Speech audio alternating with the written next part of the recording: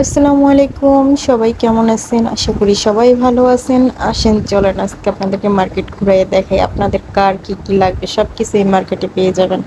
এটা হচ্ছে চট্টগ্রামের বাণিজ্যিক প্রাণকেন্দ্র রিয়াজউদ্দিন বাজার। আর চট্টগ্রাম শহরে যত মার্কেট আছে সব মার্কেটের মধ্যে এই মার্কেটে আপনি দামে কম মানে ভালো এরকম সব ধরনের শাকসবজি থেকে শুরু করে মানে সব ধরনের শপিং করতে পারবেন। বিয়ের মার্কেট, কাপড় চোপড় সব মানে আসবাবপত্র যা যা আছে সব কিছু একদম এক এক পা দুই পা করে আগাইলে মার্কেট চেঞ্জ হবে এবং প্রয়োজনীয় যা যা কিছু আছে সব কিছু পেয়ে যাবেন। আর আমি আজকে অবশ্য আসছি বেশি কিছু নিতে না, শুধুমাত্র বিছানার চাদর নিতে আসছি। আর এসব জিনিস আমার হাজবেন্ডই কিনে দিতে অভ্যস্ত আর কি, কিন্তু আমি প্রথমবার কিনবো, জানি না কেমন হবে। তো আমি দোকান ঘুরে ঘুরে দেখতেছি। তো আমাদের এদিক দিয়ে চাদর কেনা শেষ, এখন আমরা বের হব।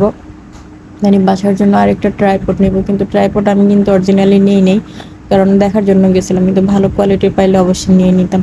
এটা হচ্ছে আমতলা। এই আমতলা নিয়ে একটা মানে আমার স্মৃতি আছে। আমি যখন প্রথম প্রথম মানে আমাকে তো মানে বিয়ের প্রথম আমার হাজব্যান্ড বের হতে দিত না কোথাও। তারপর যখন বাবু একটু একটু বড় হয়েছে, তো ওর সাথে স্কুলে যাইতে যাইতে তারপরে একটু বের হইতে পারছি আর কি। তো তখন যখন এখানে আসছিলাম আমি একা, আমি আর বাবু, তো তখন এখানে একটা ঘটনা ঘটছে। না থাক, নাই বলি, ঘটনাটা পড়লে পরে আবার আরো সমস্যা হইতে পারে। তবে যাই হোক, অনেক সুন্দর একটা সুইট মেমোরি আছে এটা নিয়ে। তো এটা না বলাই ভালো, সবার জীবনে কিছু না কিছু থাকে। তো এই দেখেন এখানে জুসের দোকান। এখানে এই জুসের দোকানটা দেখে আমি আমার আন্টিকে মিস করতেছি। আমার পাশের বাসার আন্টি, উনি যখন ছিল তখন উনি আর আমি প্রায় বের হইতাম শপিংয়ে। তখন এই জুসের দোকানে বসে দুইজনের ট্রিট দিতাম একজন আরেকজনকে, মানে উনি একদিন খাওয়াইলে আমি একদিন খাওয়াইতাম, এরকম আর কি। তো আমরা মানে এখন ট্রাইপডের দোকানটা খুঁজতেছি, মানে কোন দিকে, আর একটু সামনে গেলে তখন পাওয়া যাবে।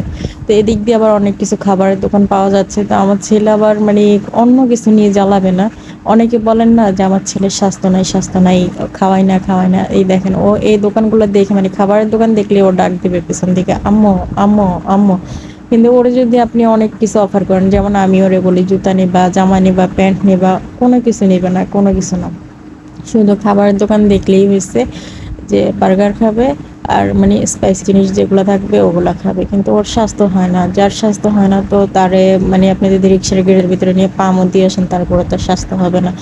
আবার যার স্বাস্থ্য হবে মানে যেমন আমি যদি পানিও খাই এক গ্লাস, তাও মনে 3 কেজি ওজন বাড়ি যায়, এই হচ্ছে অবস্থা। তো আর স্বাস্থ্য এগুলো হচ্ছে অনেকটা কন্ট্রোল করলে নিজের উপরে, কিন্তু এগুলো আল্লাহর উপরেও আছে।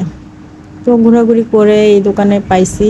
তো এই দোকানে ওনাকে জিজ্ঞেস করতেছি কত করে, তো দাম সস্তাই বলছে, বেশি একটা বলে নাই, কিন্তু আমার কাছে জিনিসগুলো বেশি মজবুত মনে হয় না, সেজন্য নিয়ে নিই। আর পাশে যেহেতু আছে একটা, তো আর একটা নেওয়ার দরকার নেই। ওইখানে আবার শর্ট প্যান্ট দেখলাম, ছেলেকে বললাম নিবা নাকি, ছেলে বলে যে না নিবে না। আমার আবার বাসায় লুঙ্গি টুঙ্গি পরা এগুলো আবার পছন্দ লাগে না, কিন্তু ছেলের বাবা মানে বাসায় লুঙ্গি পরতে মানে কমফোর্ট ফিল করে, সেই কারণে ওরা লুঙ্গিই পরে। তো আমি আবার জিজ্ঞেস করলাম দাম কত করে, যদি দামে বলতো তাহলে হাজব্যান্ডের জন্য আর ছেলের জন্য নিয়ে নিতাম।